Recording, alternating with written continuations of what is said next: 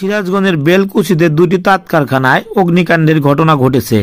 এতে প্রায় অর্ধ কোটি টাকার ক্ষতি হয়েছে বলে মালিকপক্ষ দাবি করছে। নির্বাচন পরবর্তী সহিংসতার কারণে এমন ঘটনা ঘটতে পারে বলে মনে করছেন ফ্যাক্টরির মালিকপক্ষ। তাদের ধারণা, গত ৮ মে অনুষ্ঠিত দোয়াত কলম প্রতীকে নির্বাচন করায় এমন ঘটনা ঘটাতে পারে প্রতিপক্ষ। ফ্যাক্টরিতে থাকা ৩২টা বৈদ্যুতিক পাল্লম সহ 2টি ফ্যাক্টরি ঘর পুড়ে ভূমিভূত হয়ে যায়। এলাকাবাসী ও বেলকুচি ফায়ার সার্ভিসের ইউনিট প্রায় 2 ঘন্টা চেষ্টার পর আগুন নিয়ন্ত্রণে আসে। ক্ষতিগ্রস্ত কারখানার মালিকের দাবি, এতে প্রায় তার অর্ধ কোটি টাকার ক্ষতি হয়েছে।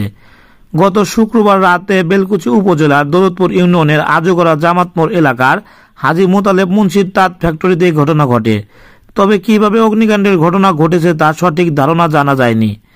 এলাকাবাসী সূত্রে জানা যায়, আনুমানিক রাত 1:30টায় হঠাৎ মোতালেব মুন্সির বাড়ির তাঁত ফ্যাক্টরি ঘরে অগ্নিকাণ্ডের লেলিলাল শিখা দেখতে পান। পরে বেলকুচি ফায়ার সার্ভিস ও সিভিল ডিফেন্সের কর্মীরা এসে 2 ঘন্টা চেষ্টার পর আগুন নিয়ন্ত্রণে আনেন। বেলকুচি ফায়ার সার্ভিসের স্টেশন ইনচার্জ নাসির উদ্দিন বলেন, রাত 1:30টার দিকে খবর আসে। আমরা খবর পাওয়া মাত্র আমাদের ইউনিট নিয়ে ঘটনাস্থলে যাই। প্রায় রাত 4টার দিকে আগুন নিয়ন্ত্রণে আসে। প্রাথমিকভাবে ধারণা করা হচ্ছে বিদ্যুতের শর্ট সার্কিট থেকে আগুনের সূত্রপাত হতে পারে। তবে কিভাবে হয়েছে তা নিশ্চিত করতে তদন্ত করছে পুলিশ। এ ব্যাপারে বেলকুচি থানার ওসি আনিসুর রহমান জানান, আমরা ঘটনা জানার পর আমাদের ফোর্স নিয়ে উপস্থিত হই। ফায়ার সার্ভিস এসে 2 ঘন্টার চেষ্টায় আগুন নিয়ন্ত্রণে আনে। আগুন কিভাবে লাগছে এখনো বোঝা যাচ্ছে না।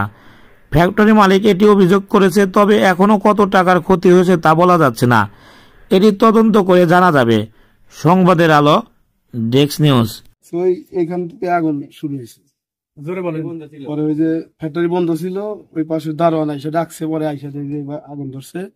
পরে 1 ঘন্টার ভিতরে একবারে পুরা ঘর ছড়িয়ে গেছে। আলু আছে এই পাশে 24টা, আর এই পাশে আছে হলো 8টা ডাম আছে। আমি যতটুকু জানি, গ্রামের ভিতরে যে তাণ্ডব চলছে সন্ত্রাসের কার্যকলাপ, এরা আমাদের সাথে নির্বাচন করেছে। আমার সম্ভবত বিশ্বাস যে নির্বাচনী সহিংসতার কারণেই এই অগ্নিকাণ্ড করছে। পুরোতে গেছে ওই যে পাল্লুম, তেনা, সুতা সবকিছু ঘর সহ। 1:30টার দিকে একটা লোক কইতেছে আগুন ধরছে বুঝছেন। পরে উঠলাম, উঠে আব্বা উঠলো, আবার আমার ছোট ভাই উঠছে, এখানে চাকরি করে বুঝছেন। পরে আসলাম, আসার পরে ফায়ার সার্ভিস আসলো। আসার পরে ওই যে পাইপ লাগা তখন দিতেছে, এরকম আগুনের শিখে বুঝছেন। আমি আইসা ওই পানি ঘুরতেছি, ফোন বালতিতে দিলাম, ছেলে আসলো, ছেলে দিল। তারপরে 24টার মতো পাল্লম আছে, নর্দের বিম আছে, তারপরে ববিন আসলো। পরে 1-1.5 কোটি 2 কোটিটার মতো ক্ষতি হয়ে গেছে। আর কাঠ পাল্লম ছিল, এই তো।